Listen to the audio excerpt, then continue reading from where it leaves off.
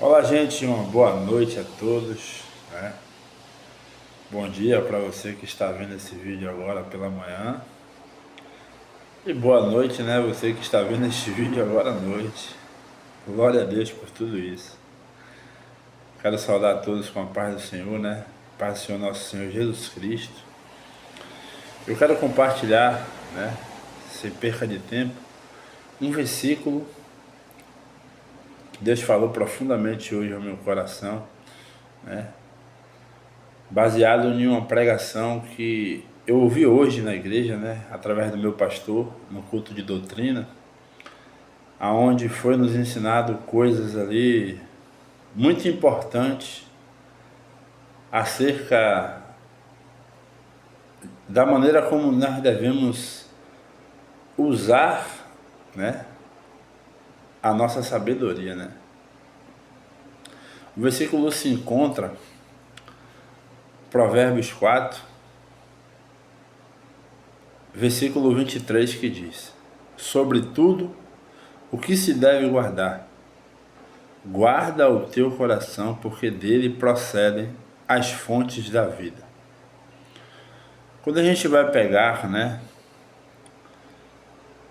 e entender à luz das escrituras originais, né, que foi escrito em hebraico, o coração ele está ligado muito à questão da mente, do pensamento, né, e das emoções.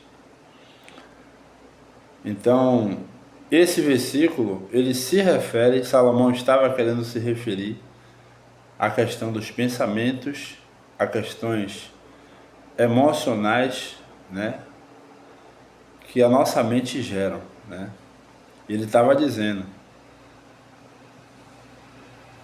dele procedem as fontes da vida. Então ele está dizendo que a nossa vida depende da nossa cuca, como muitos chamam, né? E baseado, né, em algumas coisas que eu ouvi hoje no culto, através da vida do meu pastor, que Deus o abençoe, homem abençoado, usado extremamente por Deus, a mente da gente, ela começa a pensar coisas, né, acerca do que estamos ouvindo, né? Aí automaticamente a gente está ouvindo, aí leva para alguma coisa que já vimos, ouvimos, sentimos, né? E a gente começa a pensar, né? O pensar, ele não é errado, né? A gente tem que pensar. Mas a gente tem que tomar só um cuidado. Por quê? O pensamento, ele vai fazer nascer ideias. Sempre ele vai fazer nascer ideias. E muitas das vezes surgem ideias mais e ideias boas. Ideias boas e ideias mais, né? E quando eu falo que o pensar não é errado, e nós temos que tomar cuidado só nessa questão, é porque sempre é nós que vamos decidir, né, o rumo, né, ou a diluição de onde nós vamos levar, né, esses pensamentos, porque automaticamente ele vai gerar ideias, né, e ideias ela vai fazer a gente agir, né, a gente vai fazer a gente agir. E aí que entra a questão do cuidado, né, porque vai surgir ideias boas e ideias ruins. E aí entra a questão, né, de uma ordenança que Deus criou, uma ordem que Deus criou, acerca do livre-arbítrio. Né? Tem muita gente que não acredita nisso, no livre-arbítrio, mas existe. É uma ordem estabelecida por Deus e você vai entender por que daqui a pouco. Né? Tudo com base bíblica. Né? Aonde que você vai levar esse pensamento? Você vai diluir ele em que rio? O rio do bem ou o rio do mal? Essa decisão ela vai partir de você, com base nessa ordenança, com essa ordem que Deus criou, livre-arbítrio. Por que eu falo do livre-arbítrio? Porque a decisão ela sempre vai partir de mim e você. A Bíblia diz que nos fins de tudo, né, quando findar tudo isso aqui, todos vão comparecer diante de Deus para serem julgados, né? E aí eu te pergunto, para você que não acredita na questão do livre-arbítrio, as pessoas que vão ser condenadas, elas vão ser condenadas por causa de algo que elas fizeram sem querer fazer ou que elas decidiram?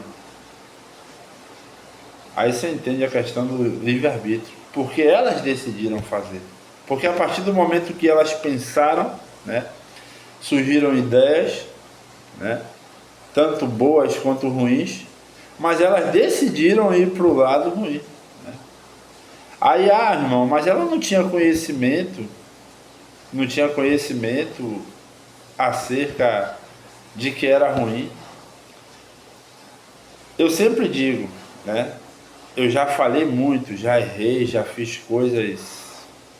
Todos nós, seres humanos, na nossa vida, fizemos alguma coisa que desagradou, foi ruim, né? E isso nos faz ser mais cautelosos, né? O apóstolo Paulo é um exemplo claro disso. Quando você vai pegar o livro de Coríntios, 1 Coríntios, capítulo 15, se eu não me engano, que ele vem falando acerca da ressurreição de Cristo, né, do evangelho da ressurreição, que Cristo ressuscitou. Ele vem dando provas claras, né, que ele não estava pregando nada diferente do que os apóstolos, né, que andaram com Cristo estavam pregando. Tem uns versículos ali que ele fala um pouco sobre das coisas ruins que ele fazia, né, quando ele perseguia a igreja, né, matava, assim possa se dizer. Ele fala, né? Mas aí ele fala que o próprio Deus aparece para ele, né? Fala com ele, mostra a ele, né? Ele se arrepende, né? E meio que ele diz, né, o início da minha vida foi uma tragédia. Eu errei, eu pequei, eu vacilei, eu fiz coisas absurdas, né? Mas o fim da minha vida, porque no contexto ao qual ele estava inserido ali, né, pregar o evangelho de Cristo era mesmo que você estivesse assinando, né, a sua carta de morte, porque a igreja era perseguida naquela época, né? Os cristãos morriam por pregar o evangelho. Então, aos olhos humanos, né, ele estava meio que no fim da sua vida, aos olhos humanos, porque sabemos, né, nós, através do conhecimento que Deus nos dá, ali só era o início de uma vida eterna com Cristo, né? E ele diz, né, que o fim da vida dele, ele fez mais do que os outros apóstolos, né? Aí talvez a gente consiga entender com mais sentido o que Salomão ele vai falar no capítulo 7, se eu não me engano, de Eclesiastes, no seu versículo 8, que é melhor o fim das coisas do que o seu início, né? Por que é melhor o fim das coisas do que o seu início? Porque se você for observar, quem chega no fim sempre chega com experiência, né?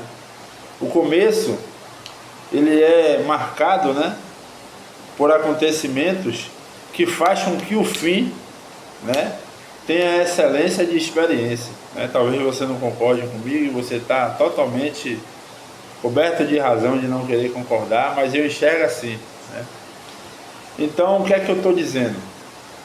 A gente tem que tomar muito cuidado, né, com os nossos pensamentos, né, porque ele vai gerar ideias, e essas ideias vai nos fazer decidir. Se nós queremos decidir para um lugar, né, que vai fazer com que as coisas boas fluam, ou ele vai nos levar para um lugar aonde as coisas ruins fluam, né? E aí que a gente tem que se atentar no que eu acabei de falar na instante. Nós vamos comparecer diante de Cristo.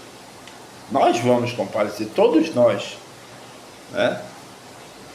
Creia você ou não, nós vamos comparecer diante de Deus e Ele vai nos julgar. E todos que vão ser condenados por conta do que decidiram, né? A partir dos seus pensamentos. Você está me entendendo? Né? Mas eu vou dar uma clareada aqui, uma esmerilhada aqui para você entender, né? Em relação a pecado. Você viu algo, aquele algo te tentou. Você pensou, vai começar a pensar. Esse pensamento ele vai te gerar ideias.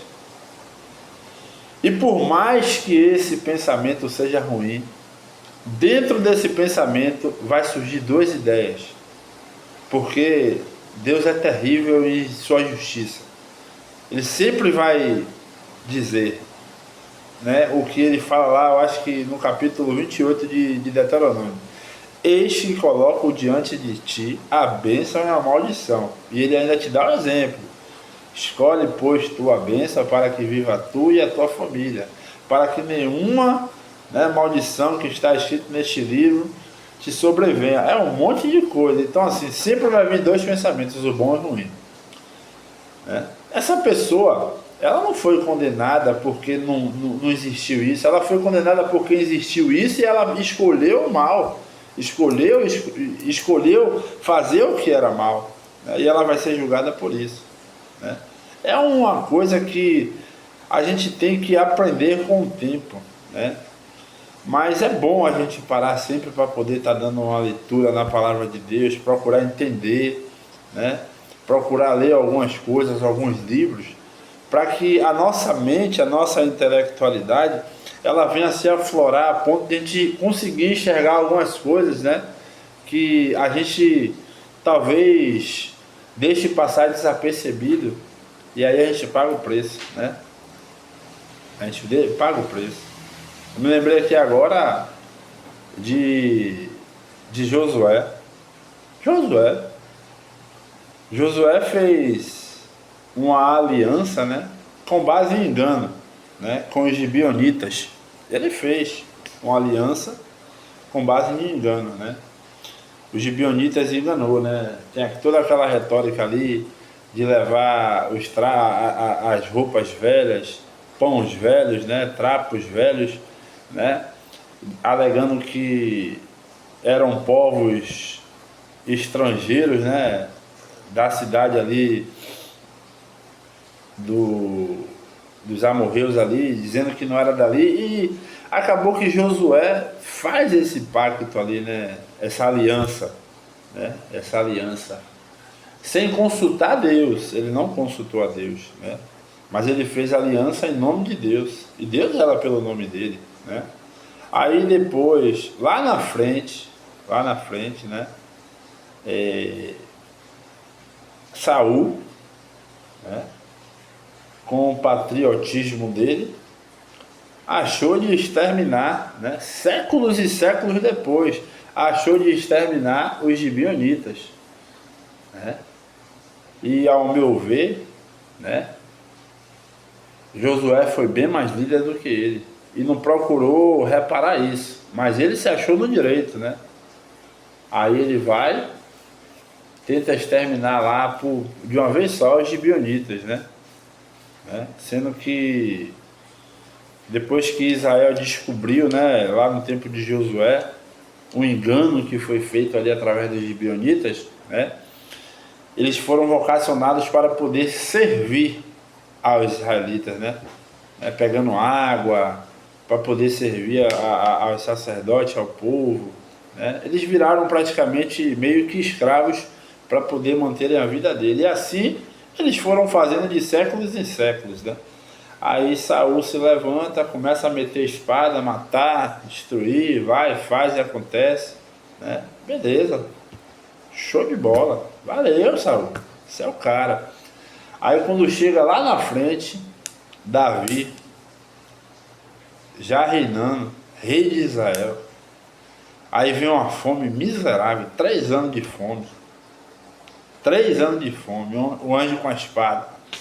Fome, fome, fome. E aí Davi fica louco. Meu Deus, o que é isso? O Senhor me abandonou? Meu Deus, isso eu falando, eu estou conjecturando. Meu Deus, o que é isso? Meu pai, meu pai, meu pai, meu pai, meu pai, meu pai. Jesus vai para lá, ora, sacrifica. Aí Deus vai lá e responde. É por causa de Saul, que feriu a casa sanguinária de Saul, que matou os gibeonitas, né? Aí quando a gente vai entender, houve um pacto, houve uma aliança, e essa aliança foi feita com o nome de Deus, e ele zela pelo nome dele. Aí tem toda aquela retórica, né, que tem que pegar 7 da casa de Saul, né, para poder dar aos gibeonitas, para poder enforcar ali, né, matar esses 7 da casa de Saul, para poder reparar esse pecado, né? Reparar essa quebra de aliança, né? E aí isso é feito e a fome passa. Então assim, meu irmão, a palavra, Deus, ele zela muito pela palavra dele, sabe? Pelo nome dele. Então o que é que eu quero dizer com isso? Que assim como essa aliança, né, zelou, Deus zelou pelo nome dele, através de uma aliança que talvez você possa até conjecturar aí, mas foi feita por engano, né? Foi feita por engano, foi feita por mentira, então a lógica era destruir, mas Deus zela pelo nome dele, a gente tem que entender isso, Deus é santo, e a aliança foi feita, né, com o nome de Deus no meio. Josué falhou, né? Mas se você for pegar, né, depois assim, dar uma conjecturada, você entende que os cananeus, né, os gibeonitas, na verdade, até ajudou em certo ponto. Até ajudou em certo ponto. Ajudou em certo ponto por quê? Porque quando os 5 reis amorreus descobriram, né, que essa aliança foi feita, né, eles se juntaram e levantaram contra os gibeonitas, né? E aí acontece que os gibeonitas viu que iam ser massacrados por esses 5 reis, que eram uma multidão de exército. A Bíblia não fala quantos, mas eram uma multidão. Eles iam ser massacrados. O que é que acontece? Os gibeonitas, né, aciona um dos direitos que eles tinham, né, nessa aliança que eles fizeram, a proteção, né? E aí ele pede socorro, né? E aí Josué vem com o povo, né, de Israel, o povo santo, o exército do Senhor, né? Após consultar ali, vai. E em vez de... que ele ia derrotar, de fato ele ia derrotar todos esses 5 reis, um por um, né? Mas em vez de derrotar um por um, o que levaria mais tempo, né, Deus deu força a ele de já derrotar os 5 de uma vez só. Então eu vejo como benefício essa aliança nesse ponto, né? Posso estar errado, posso, mas a minha maneira de pensar e interpretar a passagem, né? Eu acredito que muita gente acredita nessa vertente também, né? Mas é isso, meu irmão. Muito cuidado com o pensamento, porque ele vai gerar ideias e a ideia vai fazer você diluir, né, para 2 tipos de caminhos, o bem e o mal. Tome cuidado com isso, valeu? Deus abençoe a todos, em nome de Jesus, amém.